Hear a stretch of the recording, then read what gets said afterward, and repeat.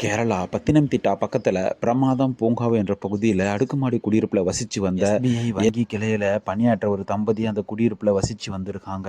அவங்களுடைய மகள் 1.25 வயது இருக்குங்க. குழந்தை கதவுக்கும் நிலைக்கும் இடையில இருக்கிற கேப்ல விரல் சிக்கிக்கிட்டு இருந்திருக்கு. குழந்தையோட விரலை மீட் எடுக்கலான்னு குழந்தையோட அம்மா முயற்சி பண்ணியிருக்காங்க.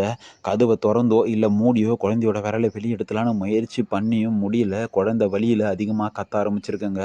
குழந்தைய ஒரு கையிலையும் ஒரு கையில் கதவையும் பிடிச்சிக்கிட்டு அருகில் உள்ளவங்களை சத்தம் எழுப்பி கூப்பிட்டு தீயணைப்பு துறைக்கு தகவல் தெரிவிக்க உதவி கேட்டிருக்காங்க.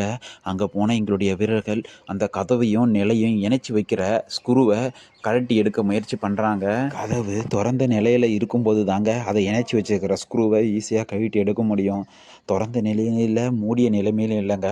அவ்வளோ இக்கட்டான சூழ்நிலையும் வேகமாகவும் துரிதமாகவும் அந்த ஸ்க்ரூவை கழட்டி எடுத்து அந்த பிஞ்சு குழந்தையோட விரலை மீட்டு கவனக்குறைவாக இருந்துட்டு இந்த பிஞ்சோட வேதனையும் தாயோட வேதனையும் இந்த வேதனையெல்லாம் தேவைதானாங்க. குழந்தை இருக்கிறவங்க தயவு செய்து பாதுகாப்பாக வச்சுருங்க. நன்றி, வணக்கம்.